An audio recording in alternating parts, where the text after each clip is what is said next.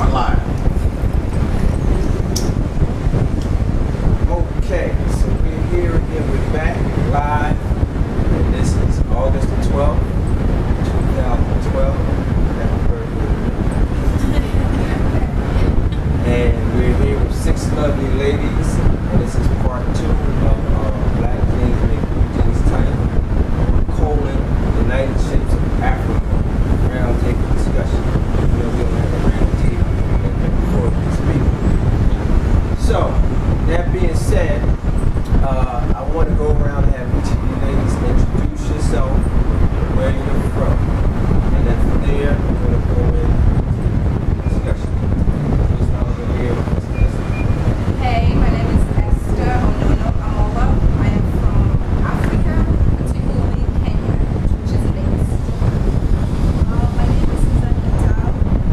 Indigo Fashions. I provide the jackets and I'm originally from Kenya. My name is Carson and I'm from Philly, and I like everybody. Not everybody want to get this stuff,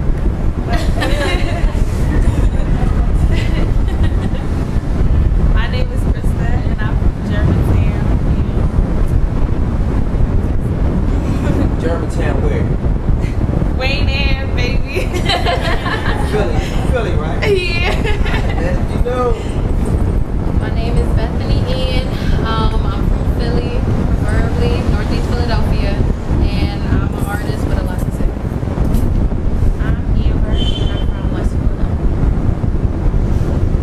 just a point of clarification. Esther and Susan, you guys are from Kenya, Africa, and the rest of you ladies are African American or Black American. Right? The audience does not know. The first one we did, most of the ladies were from Africa, and there were 2 that were African American. All right. So now, we were having a discussion earlier, and the topic was Black Jeans Make Blue Jeans Tight, right? And the United Shapes of Africa. So we were doing uniting the shapes of Black women around the world. Right? But what I'd like to ask you guys is, how do you feel as a Black woman about how the image of Black women has been portrayed in the media in the United States and around the world? Case in point, we spoke about Kim Kardashian and Jennifer Lopez before her being the poster children of the shape that Black women are most widely known for, but not really given credit for, and how it's hard for Black women in the media and in movies with curves and with a darker complexion to actually become the centerpiece of or A-list actress or even a superstar. So let's kick it off. What do you guys feel about that? It's just a stereotype.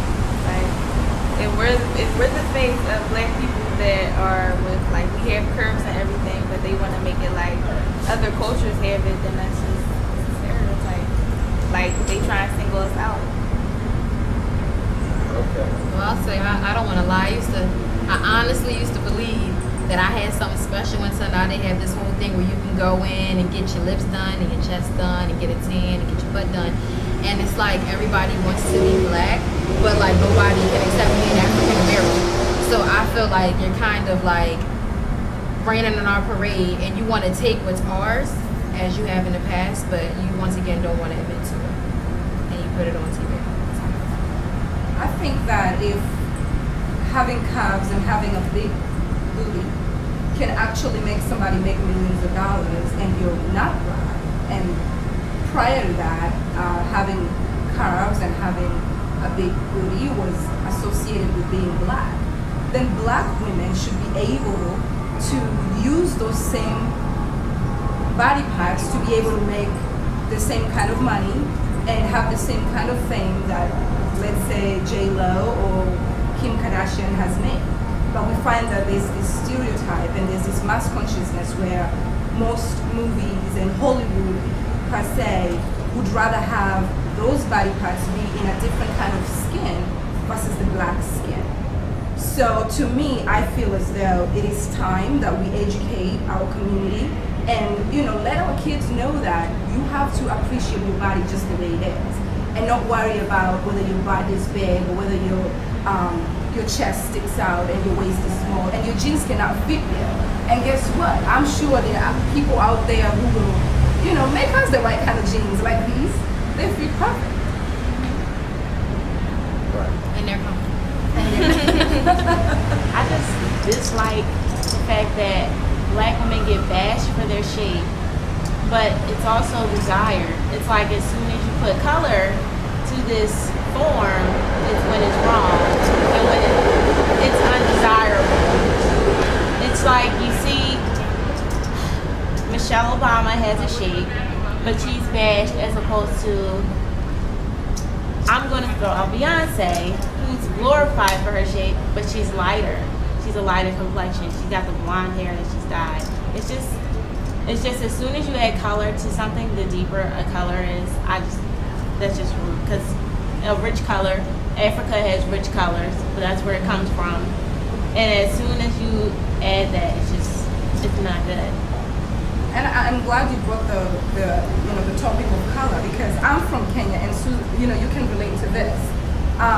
You find that, and we have it here in the United States too, where if you're darker, you're considered not as beautiful. And then we have the issue where young girls now start bleaching their skins, and so that they can look lighter. And there are so many things that like we have skin cancer and stuff like that when you bleach your skin, and to just simply look lighter. So why do we teach our children this? Why do we make them think that lighter skin is better? Why? What do you all feel about lighter skin? Have you ever had a point in your life where you wanted to be lighter? Or you felt like guys didn't like you because you weren't light enough? Well, I don't think I'm light skinned. I accept being in the middle. And so a lot of people assume me to be or say that I am light skinned, and they have this perception like, oh, all light skinned girls are conceited, all light skinned girls are stuck up. So sometimes I have to work extra hard just to prove to somebody that I'm really a good person and that I'm just like you, and you don't have to hate me because it's something I had nothing to do with. So that's how I feel about my skin complexion. I think I'm brown skinned. So. That's what I say. And Kiki, you said during the introduction that when you first came, you thought everybody's going to be stuck up, right? And I know that's probably based off of past experiences, right? So what is it that you, when you walk in a room for other black women that you used to, or black young women, that you are accustomed to experiencing that made you feel that way? Jealous. Mainly jealous. Okay. Because now all of us, we all look nice, but somebody's going to look at this, well, that looks better, and that looks better. One part of your body looks better, or somebody's clothes or anything like that. I feel like it's more pressure on a person with the curves as a black woman. Small, big, it doesn't matter. That's how I feel. What does that make you feel like you want to do? You want to cover up, or what? I mean, does that pressure, what does it make you It feel makes like? you want to be somebody else. That goes as far as we. Girls, we have beautiful hair. You just put weave in there to be, it's competitive. You know what I'm saying? You want to look like the next person, and you're not being yourself. You have somebody else's identity. It's mainly jealousy. Real talk. I know some of the rest of you got more thoughts. I see everybody think about what you're saying. No, if I got this long weave, I'm like, oh man. No, but it's realistic. I mean, It's convenient. That's all. Because our hair is, you gotta wash it, you gotta blow dry it, you gotta straighten it, you gotta curl it, it's a lot. So It's very hard to yeah, and then just being in the world we live in today, like Chris Rock said, when it's nappy, they're not happy. And some of our jobs we work at today, it's like if you go in there with locks or nappy hair, they're not going to really accept you. Even though you accept yourself, they're just not going to accept you. So it is easier to code switch and play that role and just say, okay, you know what, I'm going to just put this bone straight, Remy, what is it, like $100 a peck hair in my head, and maybe you'll accept me the way, I already accept myself. So. But that's just like filling in with the image because you want to wear the long hair because white people wear long hair. And they're considered beautiful. Yeah, they're better than us.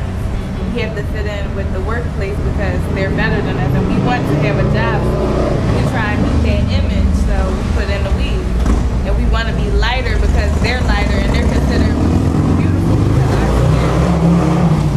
our skin is, we're dark, so we're not really beautiful. We have to be white in order to have a job, or we have to talk a certain way too.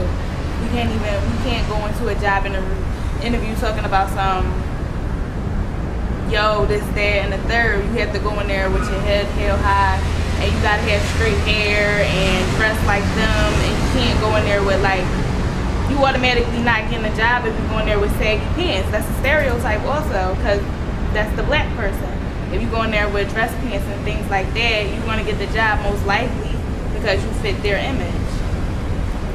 So I think as a society, what has happened is that they have, and I say they, meaning that there's this mass consciousness where we all have this pain or this pain body, moving around, where most of us believe that to have a weave makes you better versus having a nappy hair.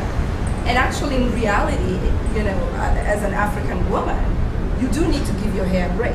There are certain times that, you cannot keep having your hair looking the same way. In the summer, you can't have your hair out because it will fall, it will dry up, and so you have to give it a break. And the way that you can give it a break is by having a weave.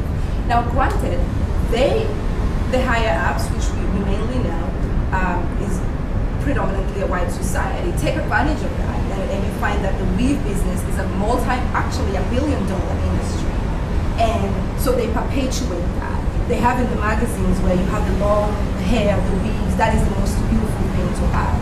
And then the other thing about going to a job and trying to get a job, looking a certain kind of way. Anybody should be able to get a job if you're dressed clean and your hair is dreadlocked or whatever. But we find that in our society, that as soon as you walk in and have dreadlocks on your hair, there's a stereotype that you're either pot smoking person, or you're lazy. You're probably not going to show up to work. Once you get the job, you will show up. And all these are stereotypes that we as strong black women have to teach our children that, if you want to lock your hair, there's absolutely nothing wrong with that. And be proud of that. That's who you are. If you want to put a weave in your hair because you want to put a weave in your hair, you can do that. There's absolutely nothing wrong with that either. And you shouldn't worry about, looking like the next person. Just be confident with who you are as a person. Well, I have natural hair, and I don't mind doing it. I take pride in my hair, so I don't mind going through it. I don't do it every day. That's a good thing about black hair. Sometimes it stays, and you can just you don't have to do your hair every day, but I don't mind tussling with it. And even if it's a little harder to comb through, I don't see a problem with that. Just that's how it is. I also don't see a problem with weave as long as you're getting it because you want to get it. I feel as though black hair is very versatile. You can do so many things with it, which is a good thing. We can just do so many things with it, and I take pride in that too. I don't see it as trying to conform unless that is your main goal, to look like someone else. I do get weave sometimes, but I don't get it to make myself look like a celebrity I've seen. I don't, that's not what I get it for. I get it sometimes, usually I get in the winter because it's hotter on my back, keeps me warm. It's logical. And as far as jobs go and how you should come into an interview, say, I would go into an interview with my hair like this, and I don't feel as though it should affect me just because my confidence, my credentials, my resume, that's the main point. And why couldn't, say, an African come into a job interview with their take-off on? It's no problem, they look professional, clean cut. It's just the mass, it's like almost an unspoken acceptance to come in with a suit and a tie, which is an American apparel. It's not